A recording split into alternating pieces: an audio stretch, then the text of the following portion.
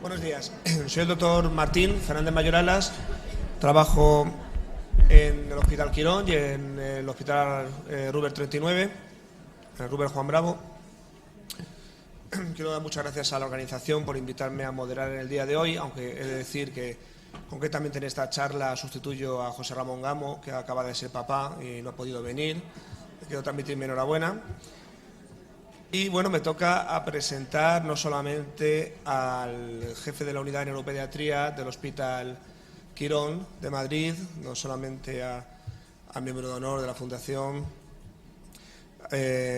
profesor de la Universidad Europea, autor de más de un centenar de publicaciones nacionales e internacionales sobre neuropediatría, libros, etcétera, sino además presentar a un amigo, una persona a la que debo mucho, un excelente, un gran orador y un magnífico médico. Y que nos va a presentar además una sesión de sumo interés, ¿no? Como es el TDAH, los trastornos que puede asociar y que hay que delimitar bien para poder tratar luego bien a los pacientes, y también hablar de los trastornos que pueden simular un TDAH, en este caso no comórbido, sino que lo parecen pero no lo son, cómo identificarlos adecuadamente y lo que es importante para ello. Así que, sin más dilación, pues cuando quieras, Alberto. Hola, buenos días. Bueno, muchas gracias a todos, primero por estar aquí. Para mí es un placer, un año más, veros a todos. Bueno, me ha dado pie, Daniel. Bueno, yo tengo que dar las gracias primero a la Fundación. Siempre hacéis un esfuerzo espectacular, o hacemos en colaboración un esfuerzo espectacular para que tengamos esta reunión todos los años, que cada vez cuesta más, en muchos aspectos, ¿verdad? Este año parece que se ha complicado y se ha llevado a la práctica finalmente. Pero tengo que dar las gracias a vosotros, ¿no? Ya somos 5 neurólogos infantiles, 2 psiquiatras trabajando en el mismo grupo, no sé cuántos psicólogos, logopedas, no lo sé. De verdad es algo abrumador. Contamos con la colaboración de otros grupos de neuropsicólogos de Madrid, con lo cual, teniendo la participación de psiquiatras y neuropsicólogos desde hace años, pues de alguna manera eso para mí es un lujo, porque te da una visión diferente de todo lo que tú estás haciendo y por osmosis te toca aprender cosas que no has podido aprender a veces de otra manera, como bien decía Tony Ramos, ¿no? Y en este caso, yo a veces creo que nos olvidamos de dar las gracias a los pacientes, ¿no? Hoy una madre me ha dado las gracias porque contesté rápidamente un correo en un momento de urgencia, y yo creo que es un compromiso del profesional con su paciente de alguna manera, pero yo creo que mis pacientes no me deben más a mí que yo a ellos, ¿no? Porque si no, no estaría yo aquí, no sabría qué contaros. O sea que yo creo que esto es importantísimo. Y luego dar las gracias, como siempre hago en estas reuniones, a mi familia, que si no agradece esta dedicación, pero por lo menos la tolera, ¿no? Que ya es algo. Y dicho esto, bueno, de rigor, aunque no voy a hablar de tratamientos, de rigor, nuestros posibles conflictos de intereses, que en este caso van a tener poca influencia en lo que voy a comentar, pero sí quería empezar justamente por la frase que hemos puesto en el tríptico, ¿no? Que es una frase que va mucho con lo que voy a intentar transmitir, ¿no? Y es que es importante tener en cuenta que muchas afecciones en las que se involucran las emociones y el desarrollo existen síntomas similares a los que vamos a encontrar en el trastorno por déficit de atención y hiperactividad. Es decir, que síntomas, o incluso asociados a disfunción, no tiene por qué significar que tengo un trastorno por déficit de atención, y puedo tener otras cosas. Y es un poco lo que vamos a debatir, ¿no? Y yo voy a intentar provocar, sobre todo a estas horas, voy a intentar provocar un poco pues, cómo podemos hacer esto algo mejor, cómo podemos hacerlo bien, no lo sé, ¿no? Y para empezar, los asistentes, pues, algunos sois psicólogos, otros sois maestros, otros sois padres, otros sois médicos, etcétera, pues vamos a empezar por la parte más básica. Vamos a hablar de comorbilidad y mimetismo, ¿no? Y para eso he utilizado la ciencia, ¿no? La ciencia de Wikipedia, ¿no? Wikipedia es la remonda, ¿no? De la ciencia. Y comorbilidad, dice Wikipedia, que es la aparición, la presencia simultánea de más de un trastorno en un mismo individuo. Y puede ser simultánea e independiente, casualidad, parece que van asociadas y no sabemos por qué, pero cuando hablamos de neurodesarrollo, con mucha frecuencia es simultánea, pero está relacionada o causada por uno de esos trastornos. Por lo cual vamos a hablar de problemas que van asociados con mucha frecuencia a este trastorno, por qué se asocian, no es casualidad como vamos a ver, y por qué se asocian cuando esos problemas los vemos con menos frecuencia en niños que no tienen un trastorno por déficit de atención y hiperactividad. Pero también vamos a intentar hablar del mimetismo. Dice Wikipedia que es la habilidad de un ser vivo para asemejarse, ya volvemos al término similitud que comentábamos antes, a otros organismos. Y el objetivo es engañar los sentidos. Un sinónimo de mimetismo es imitación. Es decir, qué trastornos pueden imitar un TDAH o qué situaciones clínicas pueden imitar un trastorno por déficit de atención. Para comorbilidad podemos hablar de autismo, podemos hablar de muchos trastornos y el mimetismo es el camuflarse ¿no? Y nos podemos camuflar con síntomas de déficit de atención con cierta facilidad. Pero antes he hablado del mimetismo de los trastornos del neurodesarrollo. Antes tenemos que empezar a hablar de qué es un trastorno del neurodesarrollo. Todos lo hablamos. De hecho, en el DSM también aparecen, pero no describen lo que significa trastorno del neurodesarrollo. Y te metes en internet y pones trastorno del neurodesarrollo, parálisis cerebral. ¡Ole! Y si esto no es un trastorno del neurodesarrollo, vamos a identificar qué es un trastorno del neurodesarrollo, porque si no, entonces hablamos de cosas muy distintas entre profesionales. ¿Qué está incluido en este momento en las clasificaciones internacionales como trastornos del neurodesarrollo? Pues tenemos al trastorno por déficit de atención y hiperactividad, los trastornos de la comunicación y del lenguaje, los trastornos del desarrollo de la coordinación y los TICs, los trastornos específicos del aprendizaje, el trastorno del espectro autista o los trastornos del espectro autista y la discapacidad intelectual. Aparentemente, trastornos como muy diferentes, pero vamos a ver que no es tan diferente. ¿Y qué caracteriza estos trastornos del neurodesarrollo? En primer lugar, que se sustentan en una alteración, bien por madurez o bien por una alteración establecida del funcionamiento del sistema nervioso. Pues se llaman del neurodesarrollo. Y como es desarrollo, significa que eso va a cambiar con la edad. Y que ese desarrollo y esos síntomas no son acordes a lo esperado, no son acordes a lo normal. Y aquí viene el gran hándicap, el primer hándicap. ¿Y qué es normal? Yo eso digo a mis pacientes, hablando de pacientes adolescentes, como decía Tony. Bueno, es que yo, doctor, usted me dice que yo tengo un déficit de atención, pero yo tengo un problema de atención. Porque yo veo la tele perfectamente, ¿no? Yo también soy bajo. Si juego a la NBA, claro, la normalidad ya empezamos a tener aquí un hándicap, ¿no? Establecer qué es lo normal. ¿Cuál es el segundo aspecto? Para mí muy importante, por lo que vamos a hablar. Hay muchos aspectos adicionales. Que los síntomas de todos estos trastornos, todos los síntomas están presentes en la población normal. Y voy a entrecomillarlo de normal. Es decir, cualquiera de nosotros podemos despistarnos, ¿verdad? Podemos mostrarnos más intranquilos o más impulsivos en ciertos momentos. Podemos tener problemas para la vocación de una palabra que no nos sale. Podemos tener más o menos torpeza, con lo cual nos va a costar muchas veces distinguir lo que es normal de lo que supuestamente no lo es. Y en segundo lugar, todos los trastornos del neurodesarrollo asocian una elevada comorbilidad, de la que hablaremos. Es decir, asocian problemas entre ellos. Y los síntomas muchas veces nos resultan difíciles conocer, saber si vienen del primer trastorno o del trastorno comórbido. Con lo cual esto empieza a hacer que todo esto empiece a ser realmente mucho más complejo. Vamos a hablar de normalidad. La clasificación internacional de enfermedades, el propio DSM, establecía en trastornos conocidos como el trastorno del lenguaje, trastorno del desarrollo de la coordinación, la capacidad intelectual, establecía que un trastorno específico del lenguaje es cuando tú tienes una capacidad lingüística por debajo de no sé cuánto para tu inteligencia. Que tienes una discapacidad intelectual si tu capacidad intelectual está por debajo de no sé cuánto. Que tienes un trastorno del desarrollo de la coordinación si tu habilidad motora está por debajo de no sé cuánto. Con lo cual, tenemos que empezar a hablar de lo que es normal y de lo que no es normal. Y aquí tiramos todos mucho, tanto a nivel neuropsicológico como a nivel clínico, de estas distribuciones normales, donde la mayor parte de las personas se encuentran en la media, en esa parte abultada de la curva, pero hay un 5% de personas que son muy bajitas y hay un 5% de personas que son muy altas.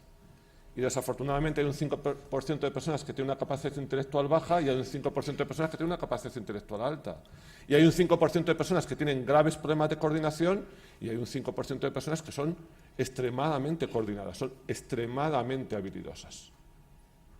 Y esto lo podemos llevar a muchas variables. Quizás a lo mejor deberíamos pensar también en procesos atencionales, ejecutivos, a la hora de establecer también esos apoyos en los diagnósticos, quizás.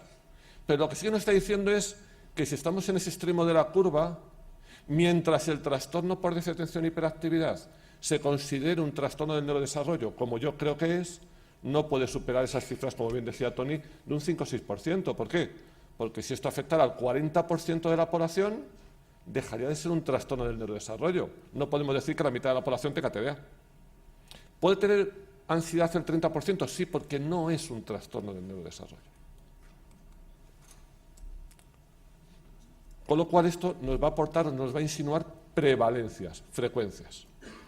Y de nuevo no puedo coincidir más con Tony, de nuevo, hay un alarmismo constante, persistente, llevamos 25 años con sobrediagnóstico. Ha dado cifras europeas, pero es que en España ocurre exactamente lo mismo.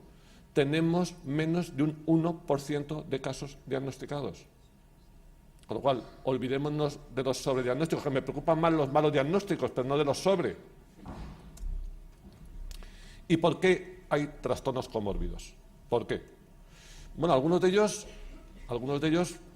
a veces creemos que pueden ser consecuencia de, ¿no? Mi vida ha sido dura, mi vida académica ha sido complicada, mi vida social ha sido un desastre, mi vida familiar ha estado muy condicionada por mi TDAH y resulta que yo con 10, 12 años tengo un trastorno por ansiedad o tengo un trastorno del ánimo. Pero no debemos obviar también las causas que producen un trastorno por déficit de atención. Y las causas que pueden producir un trastorno por déficit de atención y hiperactividad son las mismas causas que pueden producir una discapacidad intelectual o que pueden producir un trastorno del espectro autista. Un niño que ha tenido un muy bajo peso al nacimiento, un sufrimiento al nacimiento, una infección al nacimiento, puede tener cualquiera de estos trastornos. Los grandes prematuros, que vemos que tienen graves problemas del lenguaje, graves problemas de atención, pues tenemos esas formas que llamamos orgánicas o que llamamos sintomáticas. Pero la causa más frecuente no son estas formas, la causa más frecuente es la genética. Cada vez más compleja. De nuevo me siento un privilegiado, trabajo con 2 grupos de genética muy potentes y hacemos cosas realmente interesantes, y cuanto más estudiamos la genética que está detrás de los trastornos del neurodesarrollo, más certeza tengo de que no sabemos absolutamente nada. Acabamos de ver, junto con nuestro equipo de neuroimagen, 3 pacientes con un trastorno por déficit de atención, está descrito, con una mutación en un gen concreto, que resulta que tienen una afectación de un tracto cerebral que une la corteza frontal con la corteza temporal. ¡Qué casualidad! ¡Qué casualidad! Antes hablábamos de la corteza prefrontal. Bueno, sabemos realmente poco. Pero sí que hemos sabido cosas. Y hemos sabido cosas de forma anticipada porque nos sentábamos delante de familias que el papá o la mamá eran muy similares a su hijo y que se veían claramente reflejados, con lo cual ya lo veníamos sospechando. Pero cuando se empezaron a hacer ya hace décadas estudios en gemelos, se vio que la heredabilidad de los trastornos, de todos los trastornos del neurodesarrollo, es muy alta. Es decir, que hay un componente genético franco en todos ellos.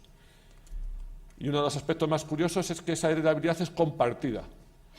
Es decir, que no es infrecuente, y también lo vemos en la consulta, que nos llega un niño con un trastorno del espectro autista y que a la 4ª, 3ª consulta la madre te diga que te va a traer a su hermano porque sospechan en el colegio un TDAH. ¿Es casualidad? No, no es casualidad. Esas correlaciones genéticas entre diferentes trastornos del neurodesarrollo cada vez las conocemos más. Y genes que producen discapacidad, hoy estamos viendo pacientes sin discapacidad intelectual y con trastornos del lenguaje, sin discapacidad intelectual y con un trastorno por déficit de atención y hiperactividad. En los primeros pasos, en estudios de GWAS, en estudios de asociación, empezamos a ver ciertos genes que parecían estar implicados y se les dio un papel importante. Se llegó a pensar que podían tratarse de biomarcadores, algo que nos podía servir para saber si tengo o no tengo, si estoy predispuesto o no predispuesto a tener este trastorno. Pero no es así. Desafortunadamente no nos han servido. Y no nos han servido porque esos polimorfismos están presentes en un elevado porcentaje de la población general, con lo cual no nos sirven para eso. Empezamos a ver ya una genética, a medida que la genética avanza, genéticas más específicas, pero estamos en una fase muy preliminar. ¿Sabéis cuántos trastornos genéticos se describen al año en este momento nuevos, 164. En los últimos 10 años hemos descrito 1.600 trastornos genéticos nuevos, con lo cual a los que nos apasiona la genética nos tiene torturados. Y ya Thomas Bourgeron empezaba a decir, cuidado que los genes que estamos viendo que están implicados en otros trastornos, cuidado que parece que también los vemos en el TDAH. Otros trabajos decían, cuidado que hay algunas alteraciones que dependiendo de cómo sea la alteración, en unos puede producir, en una madre puede producir un TDAH y en su hijo autismo. Qué casualidad de nuevo. O la arquitectura genética que cada vez se hace más compleja y que es una arquitectura genética compartida con otros trastornos del neurodesarrollo. Con lo cual, ¿por qué esta comorbilidad? Pues porque aquí pasa algo, y es que está habiendo una disfunción del sistema nervioso central que además va a ser cambiante, no solamente en la familia, sino va a ser cambiante en el propio paciente.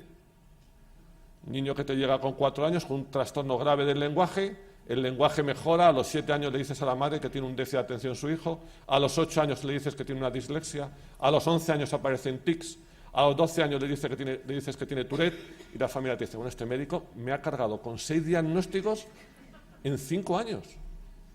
Y no son diferentes diagnósticos, ese es uno, es un trastorno del neurodesarrollo que es cambiante con la edad del individuo.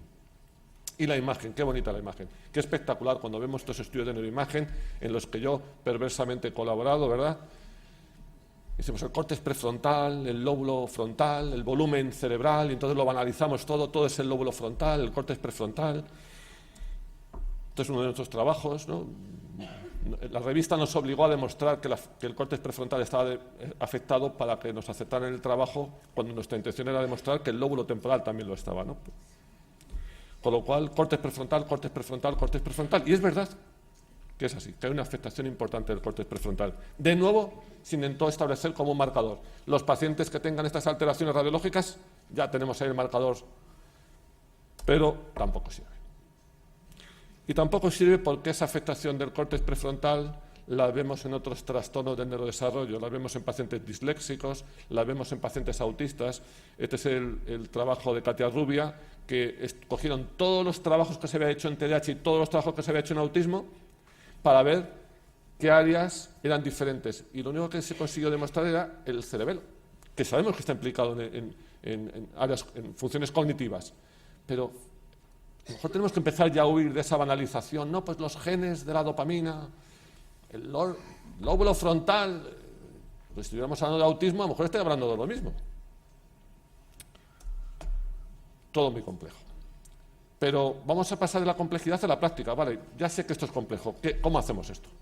¿Cómo diagnosticamos?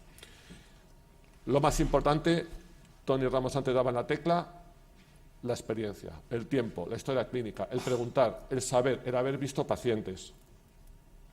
Debemos empoderar a nuestros estudiantes, que se sienten con nosotros y que vean también muchos pacientes. Recuerdo hace unos años que trabajaba en otro hospital y entraron 2 neuropsicólogas jóvenes. Y, doctor, por favor, ya sabe que donde estamos, mándenos pacientes que usted vea que necesitan nuestra valoración, nuestro entrenamiento, Y dije, pues, me parece bien, decirme en qué tenéis experiencia para yo. Entonces recuerdo que me trajeron casi un libro de hojas, ¿no? Con 50.000 problemas de lo más peregrino, desde la eyaculación precoz a la dislexia, ¿no? Una cosa. Y yo dije, cuánta experiencia, ¿no?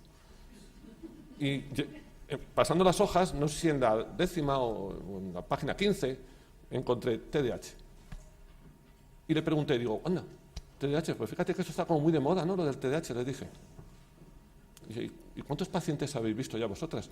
Y me dijeron, no sé, doctor, pero por lo menos, Mari, ¿cuántos? 2 o 3, ¿no? Quiero decir, puede ser que tú hayas llevado nada más que 2 o 3 pacientes, porque todos empezamos con 2 o 3 pacientes. Todos. Sí, pero tenemos que empezar. Pero tenemos que empezar a trabajar con alguien para no ver 2, 3, para ver 200 o 300, porque si no esto es muy complicado. ¿Cuántas evaluaciones hemos hecho? Cientos. Y yo con esos cientos me siento torpe hasta decir basta, y claro, es más fácil sentirse empoderado si has visto 2 nada más. Porque el problema te parece muy sencillo, viendo 2 es muy sencillo, ¿no? Con lo cual, síntomas, experiencia, rascar, disfunción, ver lo afectado que está el paciente en casa, en su rendimiento, en su aprendizaje, en su autoestima, y hay que preguntar al chaval cómo lo ve él también, aunque sea pequeño, qué familia que tiene el doctor, y poder ir a la consulta sin el niño. Yo siempre digo lo mismo, digo, no, pueden venir el niño sin vosotros, pero no al revés.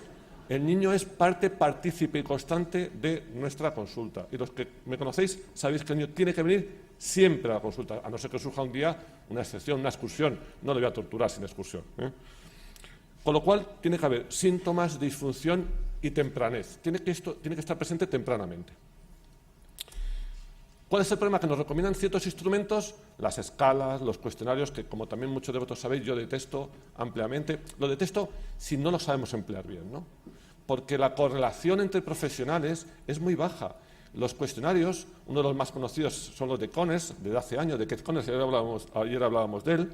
Conners deja claro que los cuestionarios él los diseñó para hacer screening, ni para hacer diagnóstico, ni para hacer seguimiento, ni para hacer seguimiento terapéutico. Y eso se ha convertido en una rutina. Y a veces es mucho más importante preguntar que contestar un cuestionario. Y siempre animo a que cojamos un cuestionario, hagamos fotocopias y lo rellenemos sobre nuestros hijos en diferentes momentos de una semana. Y nunca acertamos con el anterior. Con lo cual los cuestionarios hay que ponerlos en su sitio. Hay que utilizarlos, pero saber utilizarlos bien. Y utilizarlos con cuidado. Fijaros, este perfil es un ADHD Rating Scale, podría corresponder a un niño varón de 9 años con un déficit de atención leve moderado, si tiene disfunción.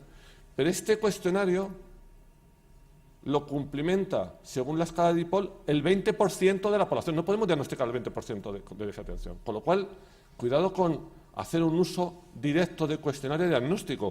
Y en las formas subclínicas, el 30%. No podemos. Igual que digo, estamos en un infradiagnóstico, cuidado que no nos pasemos de frenada.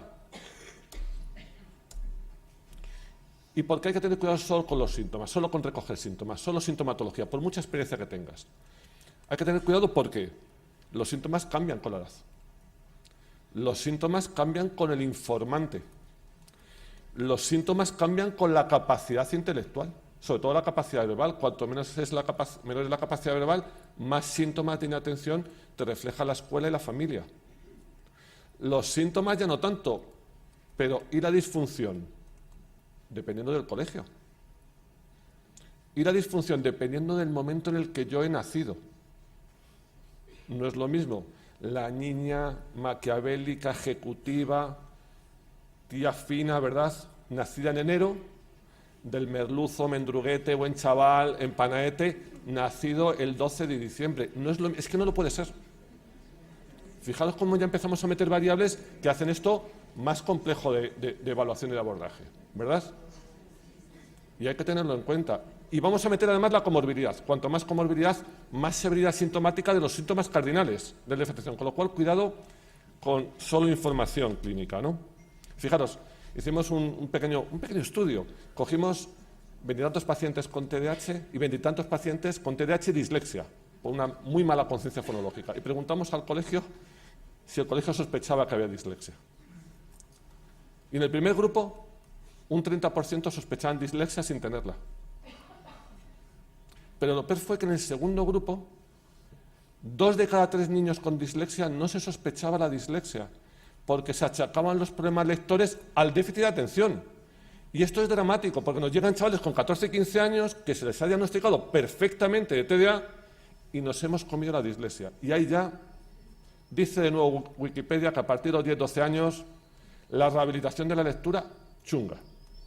Con lo cual es trascendental poner oído, coger información, preguntar a la escuela, tener experiencia, pero también es trascendental, cuidado con estos otros problemas que pueden condicionar el pronóstico. Y otros instrumentos, vamos a utilizar otros también. ¿Por qué no utilizamos instrumentos para el autismo?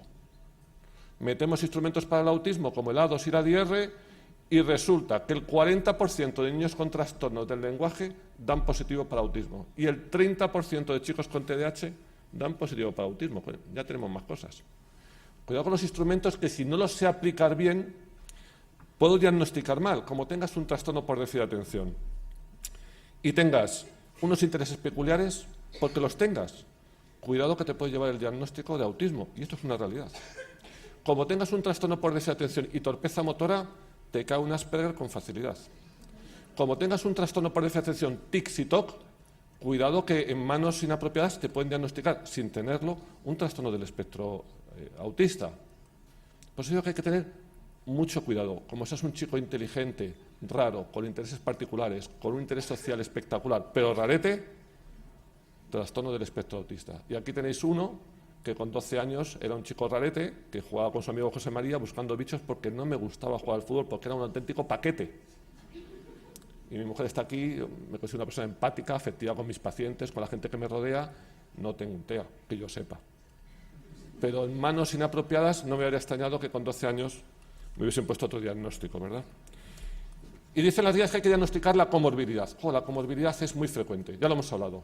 Y con los trastornos del neurodesarrollo, particularmente frecuente. Con los problemas de aprendizaje, más de la mitad de los casos tienen trastornos específicos del aprendizaje. Más de la mitad. Trastornos del lenguaje, 10-15% de los casos. Tics, 8-10%, perdón, Tourette, 8-10% y hasta el 18% tics. Trastornos del desarrollo de la coordinación, hasta en el 17% de los casos. Cuidado que esto empieza a espesarse. Y si vemos otros estudios, nos dicen algo parecido, que el trastorno negativista desafiante y los trastornos específicos del aprendizaje están a la par. ¿Y qué nos dicen las guías internacionales y nacionales sobre el diagnóstico diferencial? ¿Qué trastornos pueden mimetizar un TDAH? Los trastornos específicos del aprendizaje, los trastornos del lenguaje, los trastornos de la coordinación. Es decir, que los mismos trastornos que son comórbidos resulta que pueden ser simuladores. La mayor parte de los trastornos que pueden mimetizar un trastorno por diferenciación los podemos rascar clínicamente.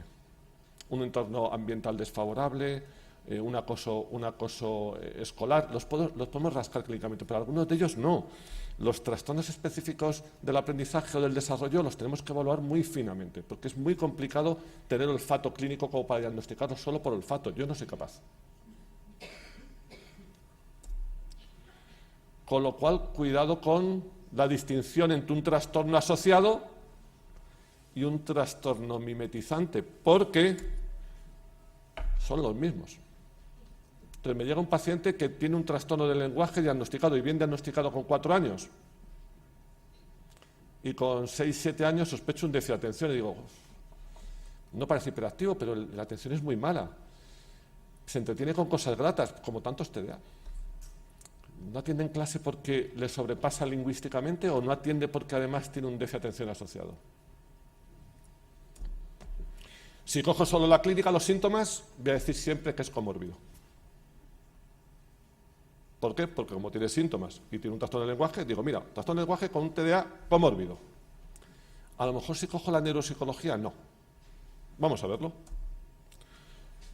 Dicen diferentes especialistas. El doctor Tirapu dice que en la neuropsicología está la verdad. Puede.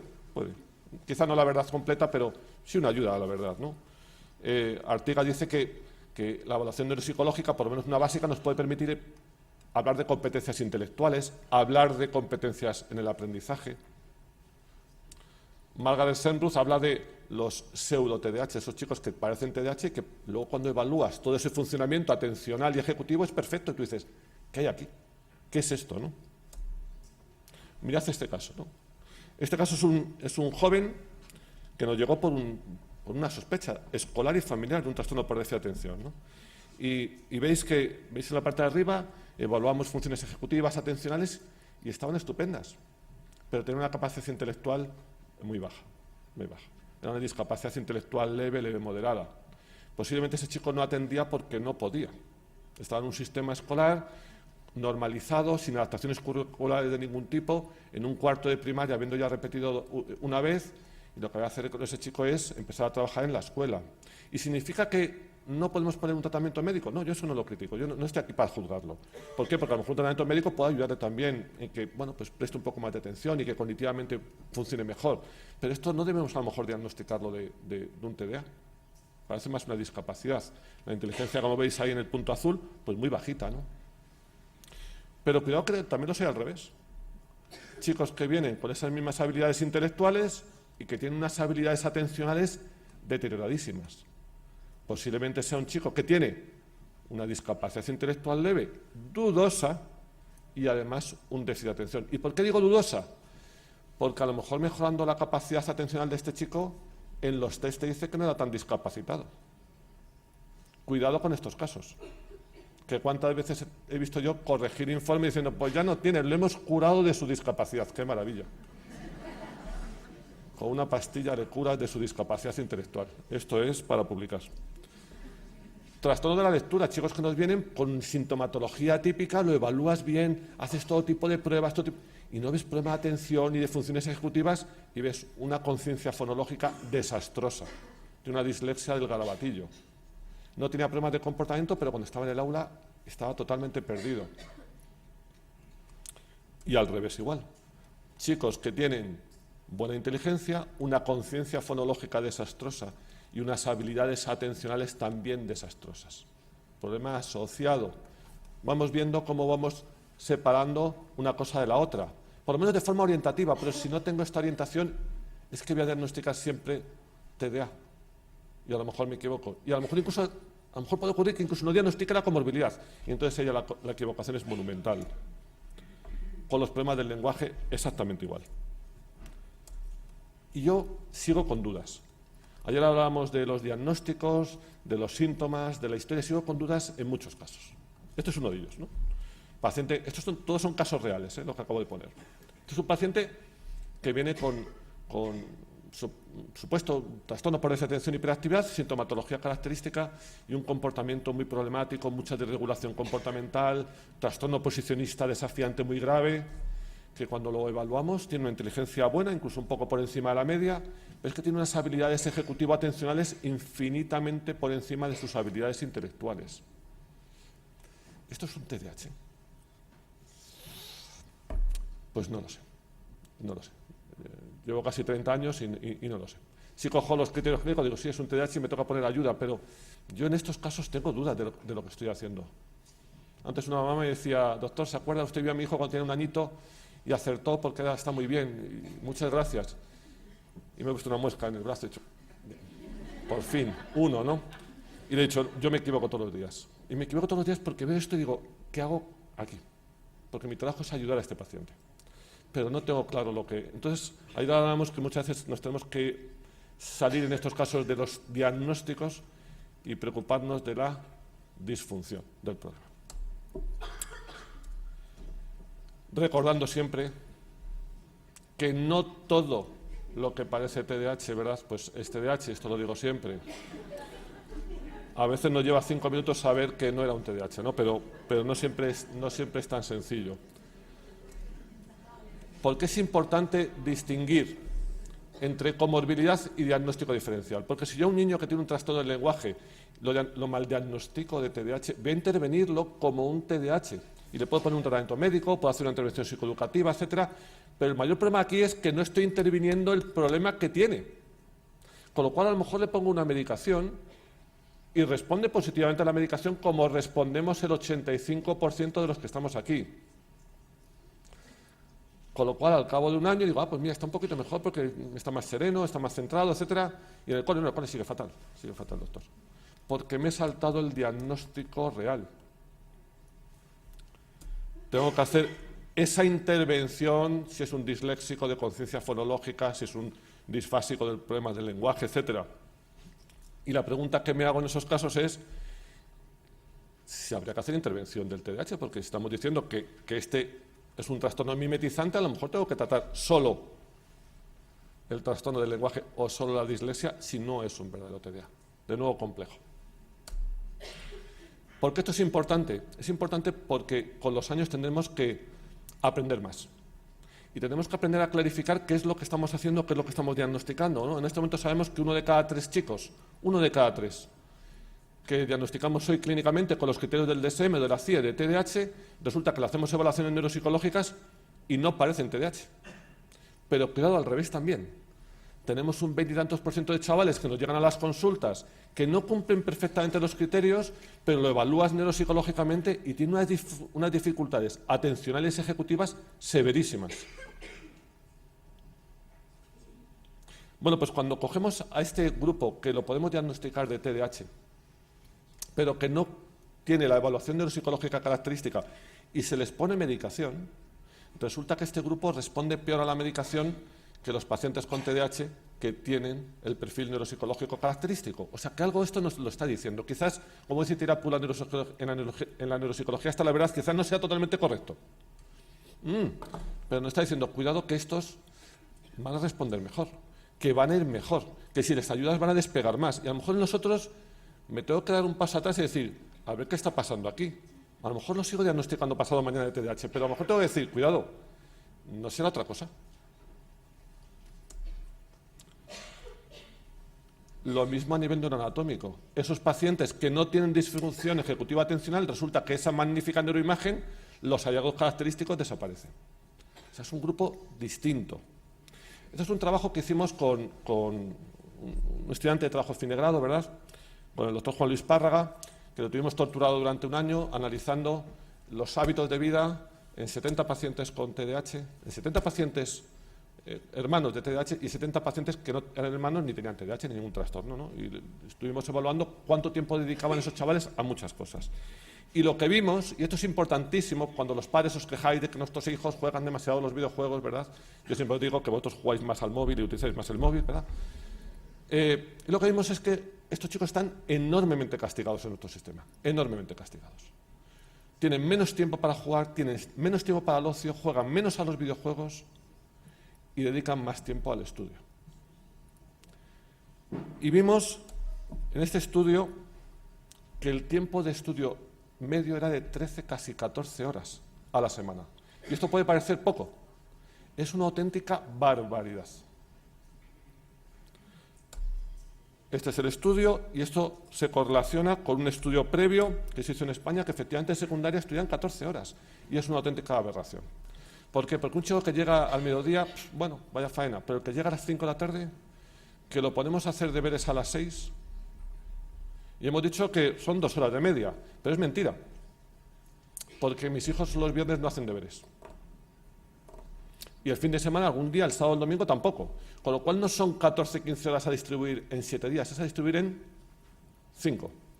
Con lo cual lo voy a tener de las 3 hasta las 9. Jornada ejecutivo. Es una auténtica tortura, pero es una realidad. ¿Y por qué hablo de esta realidad? Porque nos encontramos también pacientes que nos llegan con un perfil clínico típico de trastorno por déficit de atención y hiperactividad. Le hacemos una evaluación neuropsicológica y tiene una evaluación neuropsicológica típica de un trastorno por déficit de atención y hiperactividad, pero nos dice el chaval abiertamente que estudia a la semana 1 hora y media.